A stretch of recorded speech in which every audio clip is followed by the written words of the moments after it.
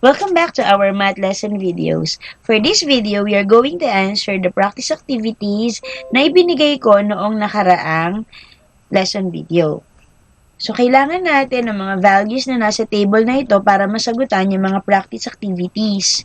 So, tandaan natin na ang value ni sin 30 ay 1/2, cosine 30 degrees ay square root of 3 over 2, tangent 30 degrees is square root of 3 over 3, cotangent 30 degrees ay square root of 3, secant 30 degrees is 2 square root of 3 over 3, cosecant 30 degrees is 2. Now, para kay 60 degrees, sine is square root of 3 over 2, cosine is 1/2, tangent is square root of 3, cotangent is square root of 3 over 3, secant is 2, and cosecant is 2 square root of 3 over 3.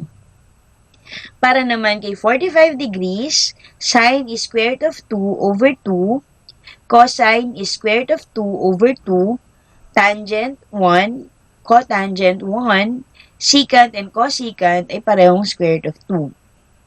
Now, para sa 90 degree angle, ang sine ay 1, cosine is 0, tangent is undefined, cotangent is 0, secant is undefined, cosecant 1.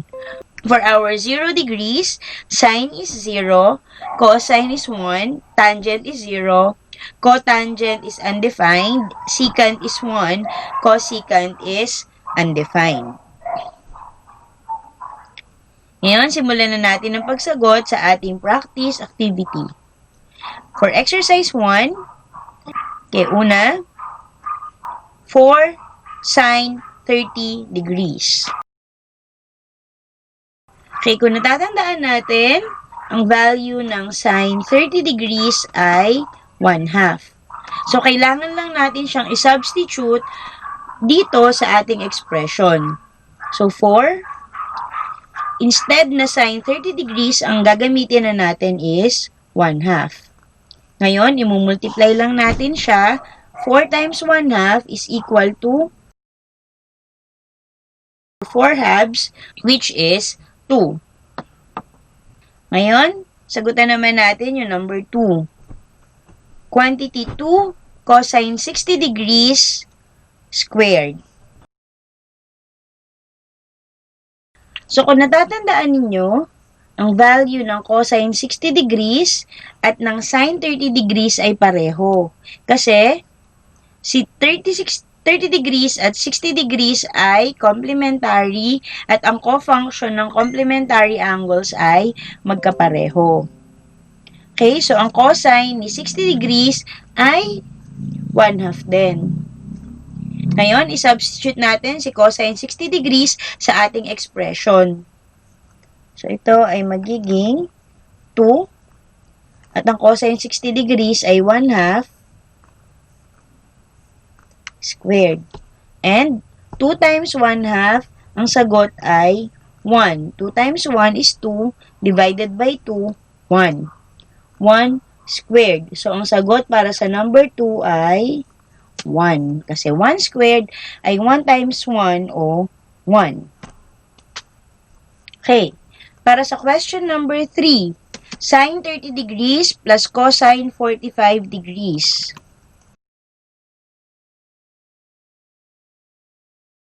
Ang sine 30 degrees, alam natin na ito ay 1/2. At ang cosine 45 degrees, kung inyong natatandaan, ito ay square root of 2 over 2.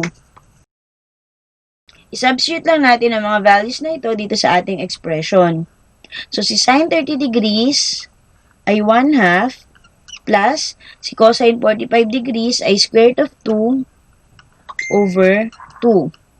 Dahil parehas lang naman ang kanyang denominator, sila ay matatawag nating similar fractions. So, kopyahin lang natin ang kanilang denominator at i-add ang ating mga numerator. So, 1 plus square root of 2, hindi natin yan pwedeng pagsamahin, kaya 1 plus square root of 2 na lang ang ating sagot. So, ito na yung ating final answer para sa question number 3. Ngayon, pumunta naman tayo sa question number 4 para sa exercise 1. tangent squared 45 degrees plus tangent squared 60 degrees. So, paano nga ba natin i-express yung tangent squared? Okay. Kung meron tayong tangent squared theta, ang ibig sabihin lamang nito ay tangent theta squared. Okay, so para sa tangent squared 45 degrees, ito ay katumbas ng tangent 45 degrees squared. So, hanapin natin or kunin natin ang value ni tangent 45. So, ang value ni tangent 45 degrees, kung inyo naalala, ay 1. Ngayon naman, kunin natin ang value ni tangent 60 degrees. Ang value ni tangent 60 degrees ay square root of 3. So, para sa ating tanong, na tangent squared 45 degrees plus tangent squared 60 degrees, ito ay, so ang ating tangent 45 degrees ay 1, tapos i-square lang natin siya. Plus, tangent 60 degrees ay square root of 3, ganun din, ay square root of 3, i-square din natin. Okay, 1 squared is 1 times 1, which is 1, plus square root of 3 squared. Square root of 3 squared ay square root of 3 times square root of 3. So, ang sagot doon ay square root of 9 or 3. So, kapag pinagsama natin, 1 plus 3, ang sagot ay 4. Meron akong ibibigay na karagdagang tanong na wala dito sa ating exercise. Tangent 60 degrees plus secant 45 degrees squared. So, paano natin ito isosolve? So, una muna, kailangan alam natin ang value ni tangent 60 degrees. At ang value ni tangent 60 degrees ay square root of 3. At ang value ni secant 45 degrees ay square root of 2. Na hindi naman natin maaring pagsamahin. Okay, so i-substitute natin itong mga values na ito dito sa ating expression. Tangent 60 is square root of 3 plus secant 45 degrees ay square root of 2 squared. Hindi natin pwedeng pagsamahin kahit na parehas silang may square root kasi magkaiba ang kanilang radican. So, dito, gagamitin natin yung square of binomial. Kung naaalala ninyo, ang square of binomial ay mayroong pattern na a squared plus 2ab plus b squared. Okay, so ang a natin ay yung unang term, ang b naman ay yung pangalawang term. Ngayon, kung ang ating operator sa ating expression or sa ating binomial ay plus, ang middle term ng kanyang square ay plus din. Kung ito naman ay minus, ang middle term ay minus din. At ang huling term ay laging plus. So, ngayon, i-substitute na natin yung mga values dito sa ating pattern. So, si a ay square root of 3 squared plus 2 times a square root of 3 times b square root of 2 plus b na square root of 2 squared. Ngayon, i-simplify na natin siya. Square root of 3 squared ay square root of 3 times square root of 3 o square root of 9 na ang sagot ay 3. Plus, ngayon, pwede natin itong i-multiply ang mga radicand dahil parehas silang square root. So, 2 times square root of 3 times square root of 2, ang sagot ay square root of 6. Kasi 3 times 2 ay 6. Plus, square root of 2 squared. So, square root of 2 times square root of 2 ay square root of 4 na ang sagot ay 2. Ngayon, pagsama-samahin natin lahat ng terms na pwede nating pagsamahin. 3 plus 2 square root of 6, hindi pwedeng isama si 2 square root of 6 dahil meron siyang radical. 3 plus 2, pwede. So, 3 plus 2 ay 5 plus 2 times square root of 6. So, ito na ang final answer para sa tanong na tangent 60 degrees plus secant 45 degrees squared. 5 plus 2 square root of 6. Ngayon naman ay tumungo tayo sa exercise 2. So, para sa exercise 2, find the value of the unknown. So, meron tayong right triangle at meron tayong unknown na A. Ang ating right triangle ay may hypotenuse na 8. At meron siyang acute angle na 60 degrees at ang side opposite sa acute angle ay A. So, hinahanap natin ang value ni A.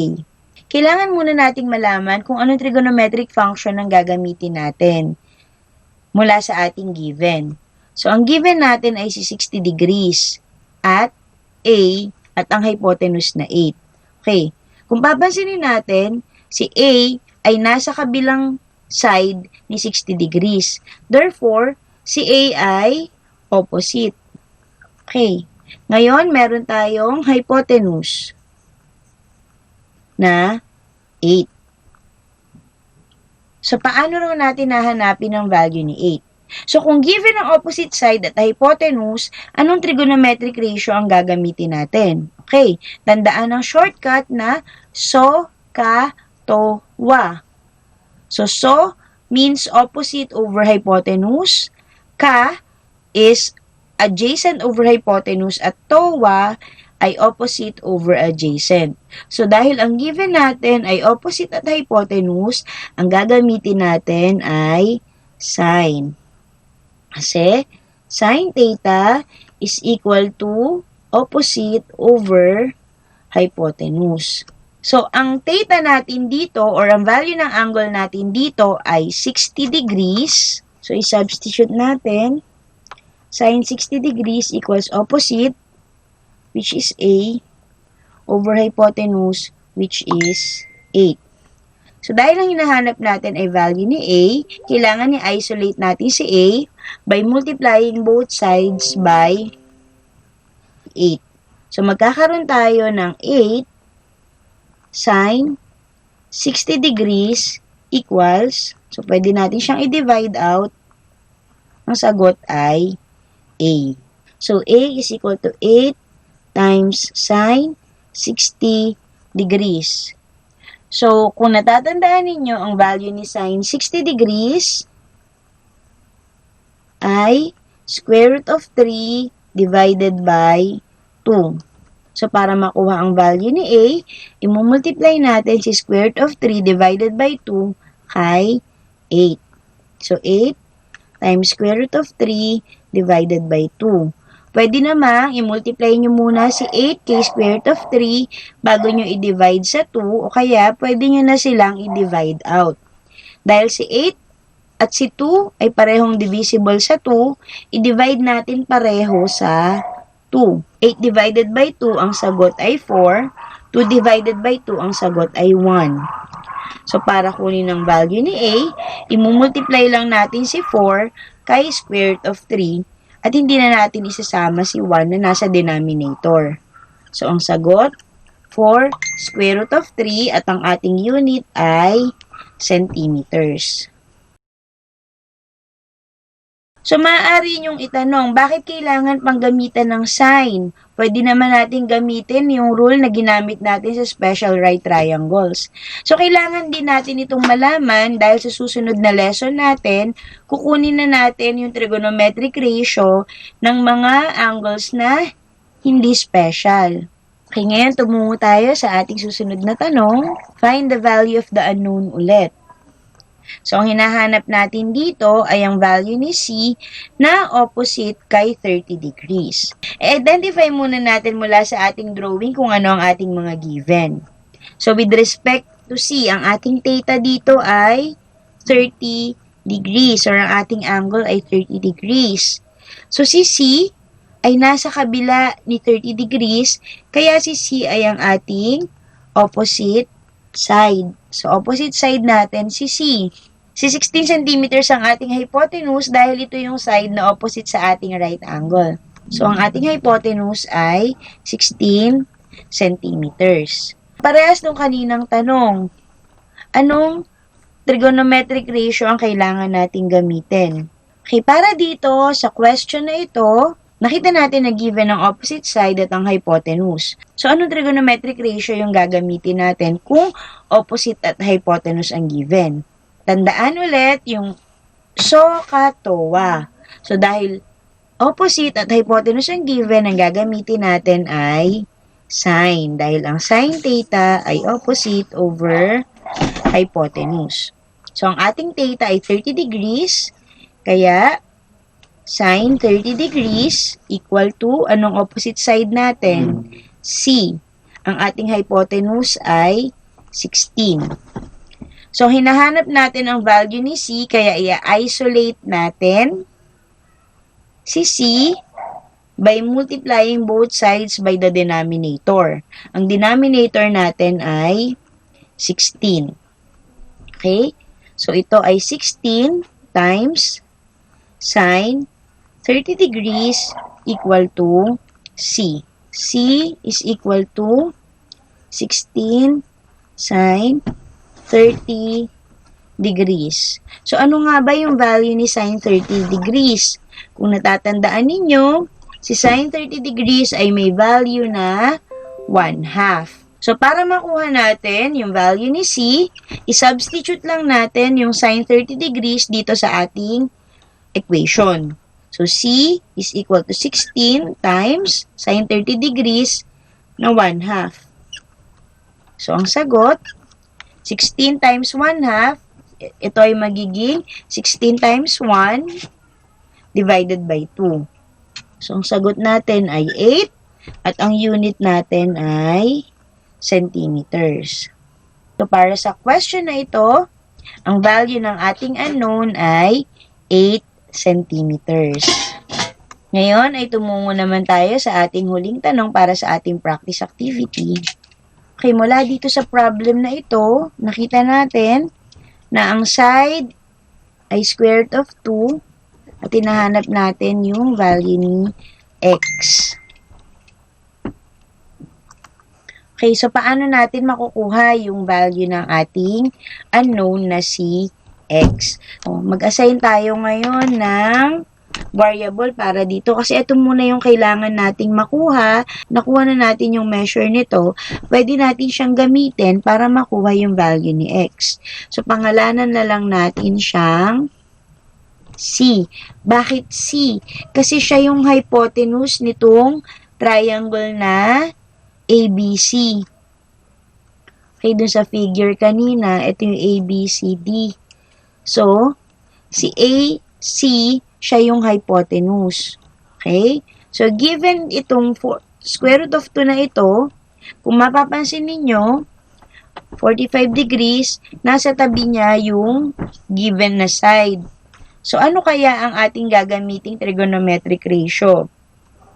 So, dahil nasa tabi siya ay adjacent. So, ang adjacent side natin ay may sukat na square root of 2. At ang ating unang theta, tawagin natin siyang theta sub 1, ang value ay 45 degrees. So, kung hypotenuse ang hinahanap at given ang adjacent, anong ratio ang gagamitin natin? So, tandaan natin, SOHCAHTOA. Okay. So, ang gagamitin natin dito ay cosine theta is equal to adjacent over hypotenuse. So, sa given ng ating theta, given ng ating adjacent side, hinahanap natin ang ating hypotenuse na pinangalanan nating C. So, cosine 45 degrees equal to, anong adjacent side natin? Square root of 2. Ano ang ating hypotenuse? C. So, dahil si C naman ang hinahanap natin, pwede tayong mag-cross multiply.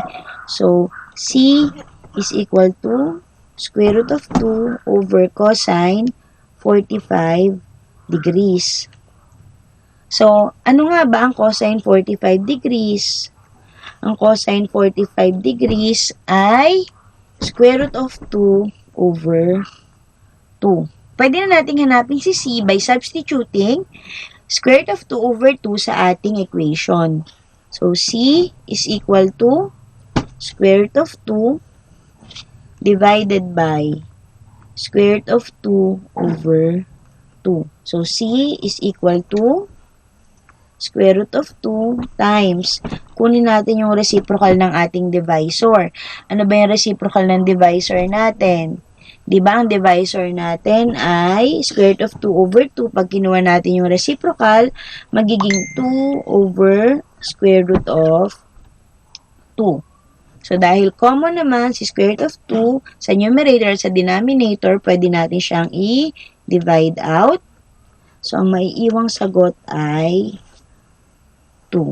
Ang value ng ating hypotenuse na si C ay 2. Hinahanap nating hypotenuse, ang sagot ay 2. Ngayon, alam na natin yung value ni C. Ang value ni C ay 2. At si C ay ang side ng ating 30, 60, 90 na right triangle. At si X ang ating hypotenuse. So, si C, nandito siya. Katabi siya ni 30 degrees. So, dahil katabi siya ni 30 degrees, siya ang ating adjacent side. Si X na hinahanap natin, siya ang ating hypotenuse.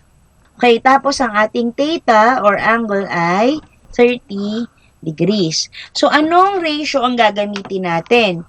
Sine, cosine, or tangent? Given natin si adjacent at si hypotenuse, so ang gagamitin natin ay cosine. Okay, ang theta natin ay 30 degrees, so ito ay cosine 30 degrees equals adjacent side ay 2, ang hypotenuse natin ay X. Pwede ba na kunin na agad natin si cosine 30 bago natin i-cross multiply? Okay, pwede naman. Ang cosine 30 degrees, sa pagkakaalam natin, ito ay square root of 3 over 2. So, meron tayong equation na square root of 3 over 2 equals 2 over X. So, pwede ba tayo mag-cross multiply? Pwede rin. O kaya naman, pwede natin i-multiply both sides dun sa ating LCD na 2 times X or 2X. Okay? So, ito ay square root of 3 times X equals 2 times 2 ay 4. Bakit naging ganyan? Kasi, di ba, ang denominator niya ay 2. So, we can divide out 2 and 2. Tapos, i-multiply natin si X. Dito naman, X ang denominator niya. Pwede nating divide out si X. So, X divided by X is 1. Tsaka natin i-multiply yung numerator sa LCD. So, 2 times 2 ang sagot ay 4. So, dahil X lang ang hinahanap natin, i-divide natin both sides by square root of 3 para makuha natin yung value ni X, para ma-isolate si X. So, dahil pareho silang square root of 3, i-divide out natin ito. Kailangan pa nating i-rationalize yung denominator natin by multiplying both sides by square root of 3. So, X is equal to 4 over square root of 3 times square root of 3 over square root of 3.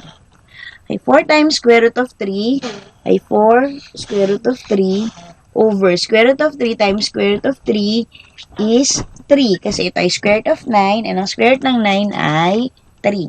Okay, so ito na yung value ni X na ating hinahanap. Na yung value ni AD para dun sa ating quadrilateral ABCD.